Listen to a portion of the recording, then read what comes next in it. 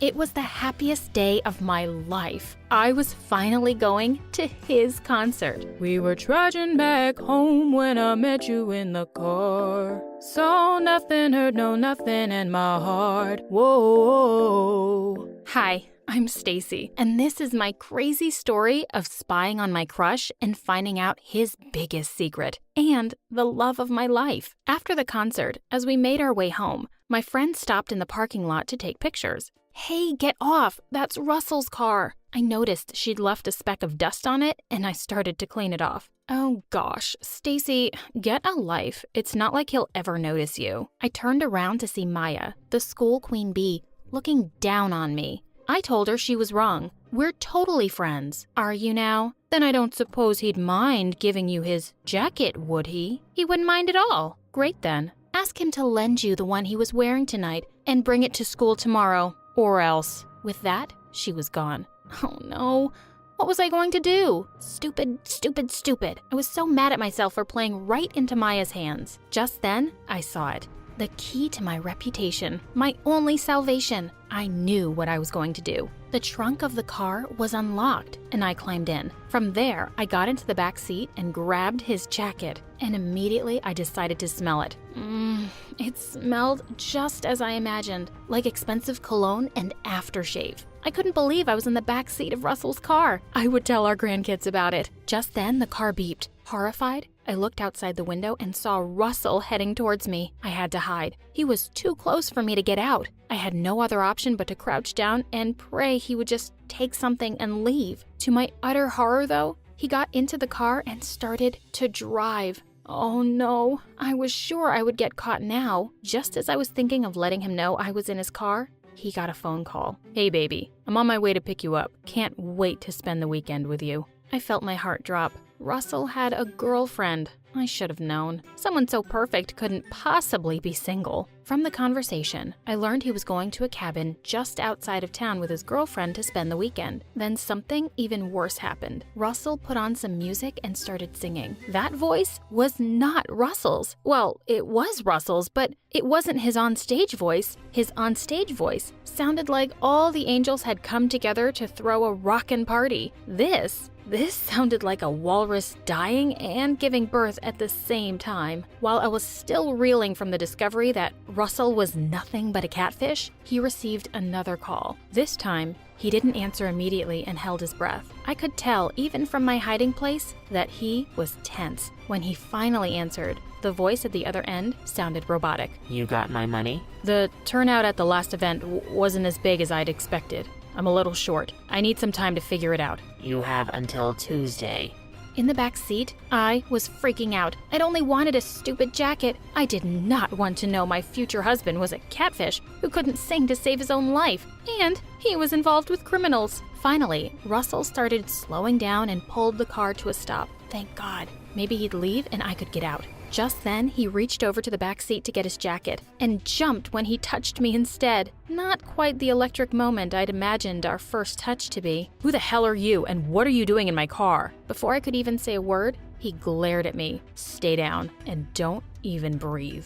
The car door opened and his disgustingly gorgeous girlfriend hopped in. Then he started making out with her. This was just getting better and better. After what seemed like forever, he started the car and his girlfriend asked him to sing for her. Babe, we've been over this. I've told you that singing for you makes me feel cheap. I don't want to ruin the beauty of what we have. What nonsense. Finally, we reached the cabin. I was thrilled when they got out, but my problems weren't over. Just as they got out of the car, someone else got inside the car. The person started singing along to the songs that had been playing before, and I almost passed out. It was an angel's voice. This was Russell's onstage voice. Who was this guy? Oh God, cramp in my leg. I let out a small scream and the car came to a screeching stop. Who are you? Why are you in my car? How many cute boys were going to ask me that today? And boy, this one was a hunk. I'm from Russell's school. This is all just a mistake, okay?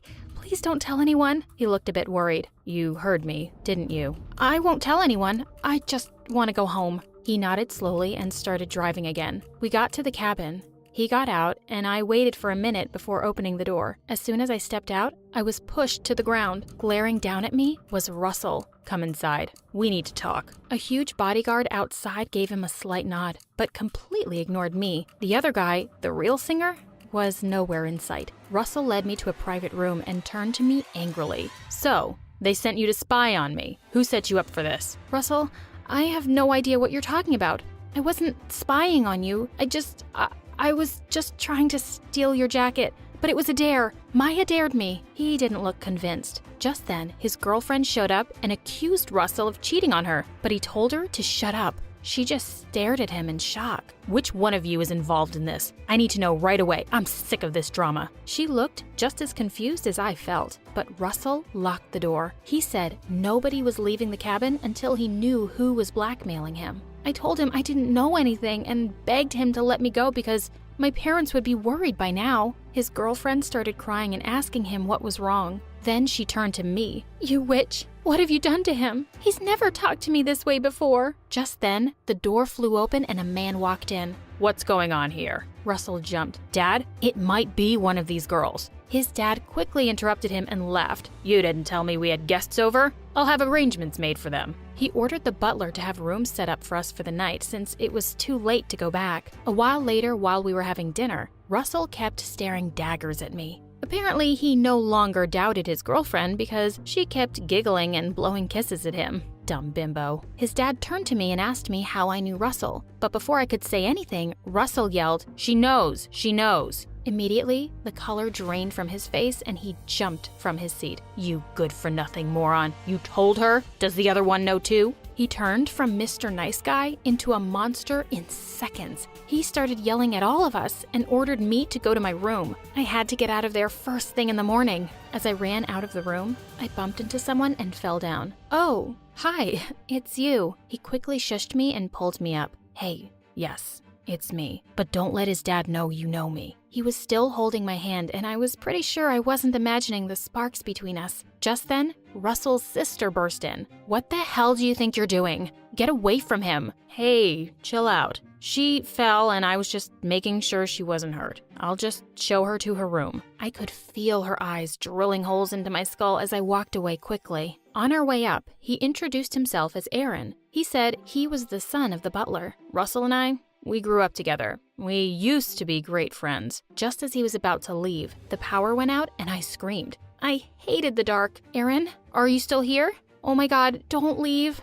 "I'm right here." He took my hand and led me to a nearby couch. We sat huddled next to each other in the dark. I really hoped the power wouldn't come back anytime soon. Suddenly, he started humming. I couldn't keep that question in anymore. "Why would you let Russell take credit for your singing? Are you crazy? Do you not know how famous—" He told me to keep it down and was silent for a bit. "Even though I don't really know you, I like you and I think I can trust you." Then he told me that Russell's dad had been kind to his family all their lives, and in return, when he heard him singing, he asked Aaron to be Russell's voice. I guess I didn't really know what I was signing up for until much later. It kind of sucks that every pretty girl goes gaga over my voice, but falls for him. The power suddenly came back on, and we both nearly jumped when we saw Russell's sister standing in the doorway. How long had that creep been standing here? "Aaron, you're needed downstairs, and Dad wants to see you first thing in the morning." When I went downstairs the next day, I saw Russell sulking on a couch and his girlfriend on another. As soon as she saw me, she jumped into his lap and started kissing him. "Thanks for the morning makeout show, guys. Now, show me where I can throw up my breakfast." "Where's your dad, Russell?" "Don't talk to him." "Okay, psycho. Can you ask Russell where his dad is?" Before she could scream anything else at me, Russell pointed towards the library. I knew I wasn't going home today. Russell's dad still looked furious. As soon as he saw me, he coldly said that they couldn't let me go just yet. "You see, you know Russell's secret, and you were spying on him. Someone has been blackmailing him, and it could be you." I tried to protest, but he just wouldn't listen. He said he had called my parents and told them I was at their cabin and safe. Then he gave me till Monday to confess. After that, it'll be you and the cops. Till then, Aaron will watch over you. He sounded utterly crazy to me, but at least the last part didn't sound bad at all. maybe Aaron would help me get back home. Just then, Russell's girlfriend skipped past me into the room. As she closed the door, I heard her say something that left me shook. This girl is perfect game. Russell will buy it in a minute. Who were they talking about? Me? Were they trying to make me game for something? Were they blackmailing him? Just as I was going to look for Aaron, I heard a scuffle. I went to check and I was horrified. Russell had Aaron pinned to the wall and was glaring at him. It's you, isn't it? Aaron was trying to break free and it looked like he was trying not to punch Russell. Let go, man.